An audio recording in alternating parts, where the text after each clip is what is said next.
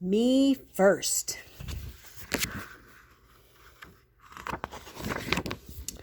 Pinkerton was pink, plump, and pushy. He would do anything to be first, even if it meant bouncing off bellies, stepping on snouts, or tying tails.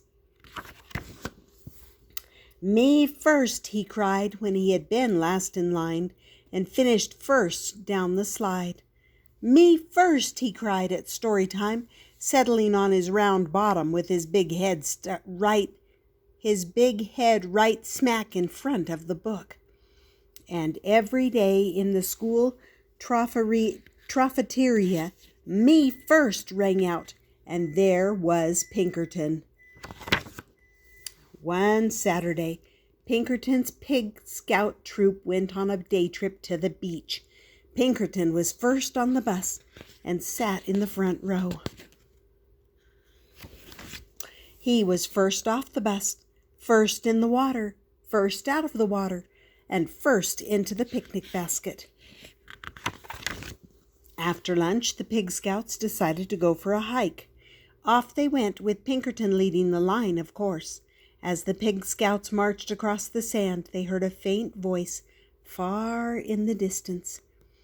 The voice called out, "Who would care for a sandwich?" Pinkerton pricked up his pointy ears. Care for a sandwich? Oh, yes, me first, he thought, and he began to trot ahead of the others.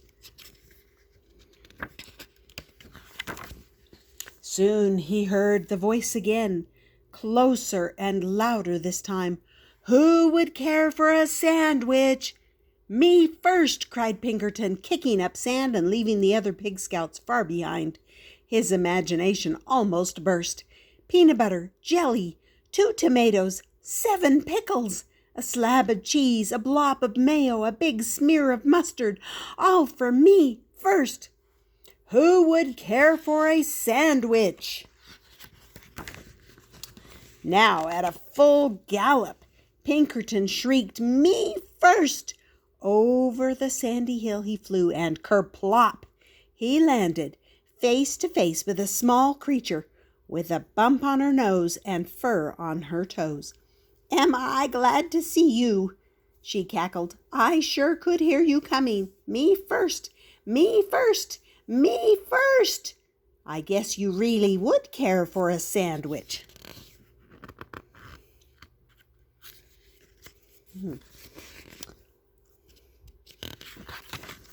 "Oh, yes, indeed," replied Pinkerton. He jumped up and down so fast his teeth jiggled. "Good," cackled the small creature.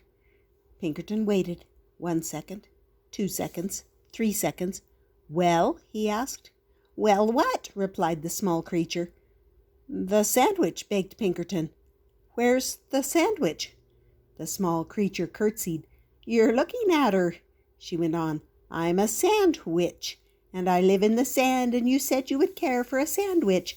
So here I am. Care for me." All Pinkerton could say was, "But I," taking no notice, the sandwich continued. "You said me first. You wanted to be the first to care for me. Well, congratulations. Just come along to my sand castle." Grabbing Pinkerton firmly by the sleeve, she led him around a few bends. Before he could say, "But I," again, the gate to her castle closed. "All right, my pink, plump, and pushy one. Now you care for me. You may have the honor of being the first to powder my nose and comb my toes."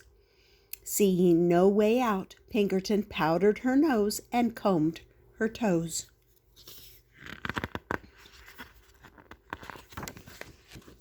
"Next," she crowed, "you may be the first to put my supper in a bucket and feed me with a shovel." Pinkerton looked around. He had no choice. He put her supper in a bucket and fed her with a shovel. Rubbing her tummy, the sandwich spoke on.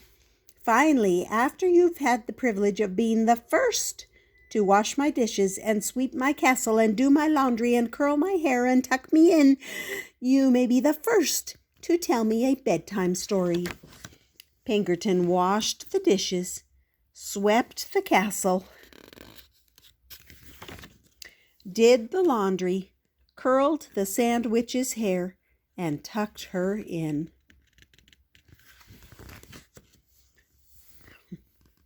The sandwich stretched and yawned loudly. Now the story. I need my story.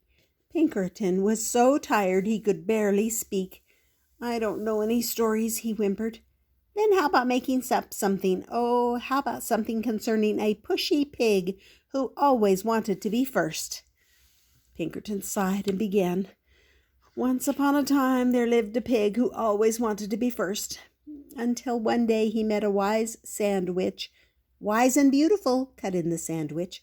A wise and beautiful sandwich who showed him that first was not always best.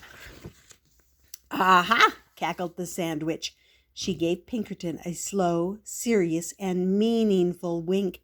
Have you learned something? Oh, yes, yes, yes, said Pinkerton. I promise I have. In that case, thanks for the care. Goodbye and good luck.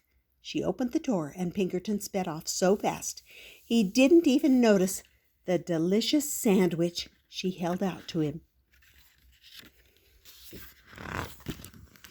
He was just in time to catch the bus. On he scooted, pink, plump, and glad to be last. And that was the story of Me First.